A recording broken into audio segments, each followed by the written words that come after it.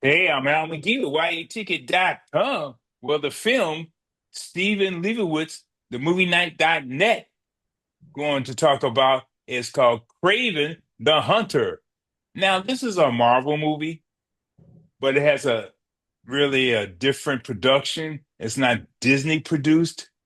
And this is a real uh, character from the Marvel comic books. In fact, I remember reading about this character and read this character in the comic books many years ago when I used to read Marvel comic books. But does it live up to the height of the comic books? Because this character is a little bit different than the comic book. I don't know why they did that. Maybe for more appeal. But let's talk to Steven. What do you think about this film, and why did they kind of change Kraven the Hunter? Oh, remember, Kraven the Hunter is one of Spider-Man's oldest villain. He appeared in the Amazing Spider-Man number 15, I think back in 1964, Al. So Kraven's an old-time villain of Spider-Man. And that's So, when I read it, yeah. 1964. Yeah, if you have that, you still have that comic book. It's worth a lot of money. No. But Uh, yeah, and always remember, Columbia Pictures owns the Spider-Man, like the Spider-Man franchise, so they can do anything they want with the Spider-Man universe. So Kraven the Hunter, they did that with the Venom movie earlier. A few years now they had like three Venom movies. Early this year they did Madam Web, which was a complete bomb, a terrible movie. And this I was didn't like like that Kraven. movie at all. I was so disappointed that they put that movie out and the way they put it out. I don't know why they put some crap out there like that, but let's continue. Right. Well. First, the good news: Kraven is better than Madam Web. And it's actually Yeah. better than some. And actually, I would rank it better than some of the Venom movies too, because this was what they're trying to do. They're trying to make Kraven like an anti-hero now, because Spider-Man is not in this movie.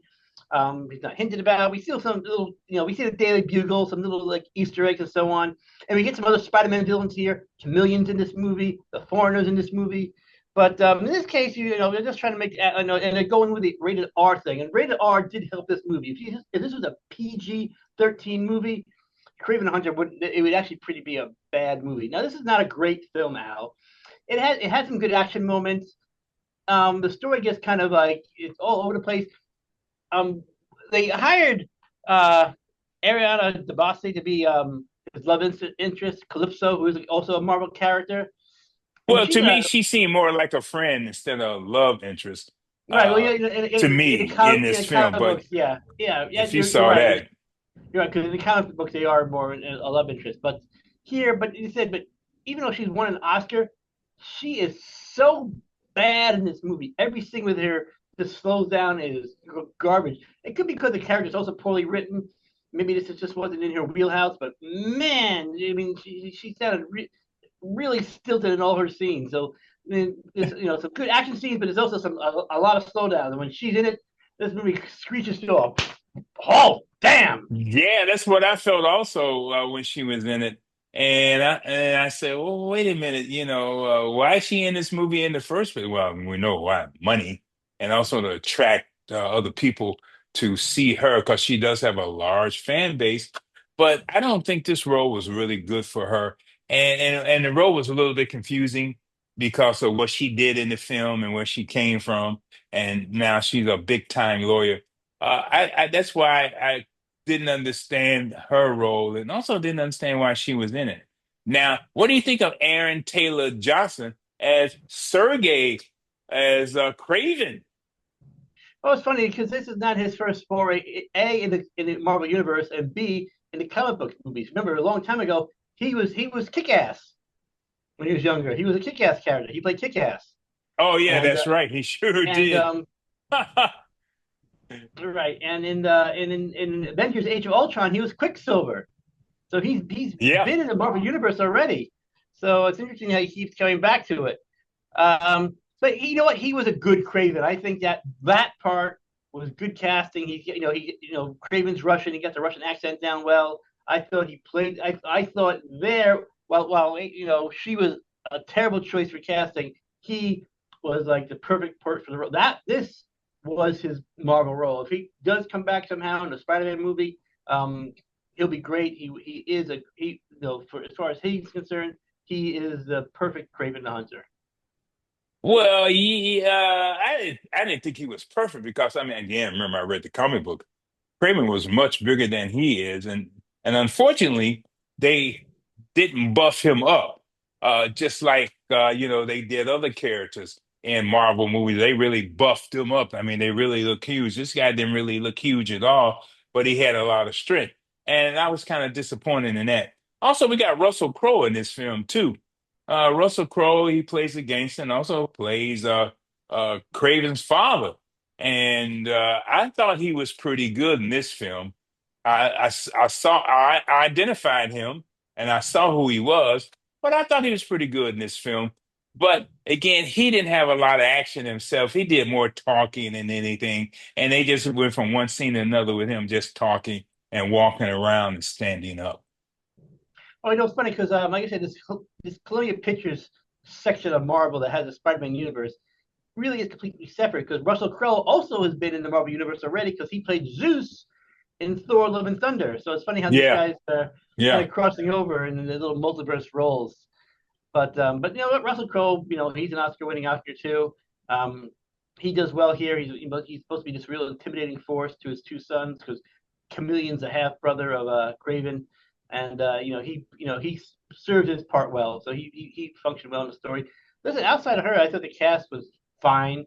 I, like I said, it's really hard. These movies from Columbia, the Spider-Man movies, they're just sort of like not sure what to do. They own these movies, so like, hey, let's make movies. Let's make some movies. We hope we own this property, so let's make movies out of them.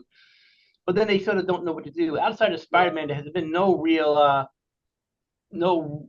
real success for them.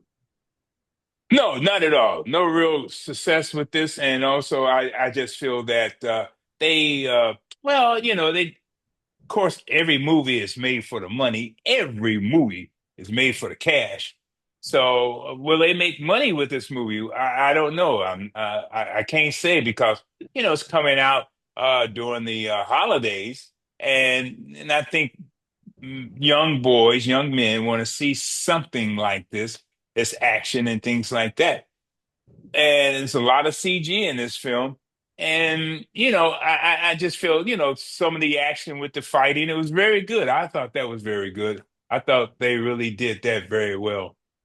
But again, I didn't get, I understood who he was, where he came from, but I couldn't understand his development as Craven. Because, again, from the comic book, it shows how Craven developed and things like that, and how he became what he became. In this one, it showed how he became, but it shows how he did not develop. They didn't show him developing at all. Oh, we don't. I guess I think this movie's been around for like the can for 2 years now. So who knows what's on the floor. We sort of see him become from a young man, and all of a sudden he's like out there as Craven. There's like a large gap. So imagine there was he did some training and whatnot, and maybe they had some scenes of that in film, but they thought maybe it's just slowing it down, and it's a pretty long movie, so maybe they thought it was we don't know what's got edited out. Maybe it'll be a DVD Yeah. release of everything that got taken out, but yeah, there's a lot missing here. So, and as far as the success, you know, the box office is really crowded now. I don't see this debuting as number one, probably in the top five. Will it make its money back? Will it get back in the black? I don't know. It's I don't know either. I can't say what it the will track do. record has not been good for Columbia Pictures in this regard, but hopefully they'll come on soon. Well, what are you going to rate this film? I'm only giving it two swords, Al. Two swords out of four. Yeah, I'm only gonna give it two palm trees out of four palm trees. Okay. Like I said, it was okay. It was just okay. And we saw it in IMAX, and it still wasn't that thrilling No, you don't have to watching see it in if you do IMAX. go. Hey, two things. If you do go see it, you don't have to really see it in a large format screen. And B, don't stick around after the movie because there are no post credit scenes in this movie, so you don't have to stick around for watch the credits. That's right. Don't waste your time. Yeah. Well, Stephen Lebowitz, I want to thank you for coming here with me, Al McGhee at YEticket.com, and Always fun. Stephen Lebowitz at MovieNight.net. TheMovieNight.net. I'm glad to see you and glad to talk to you, and I'm glad you semi enjoyed this film just like I did. Thank you very much. Always fun. Al, have a great New Year. Happy holidays.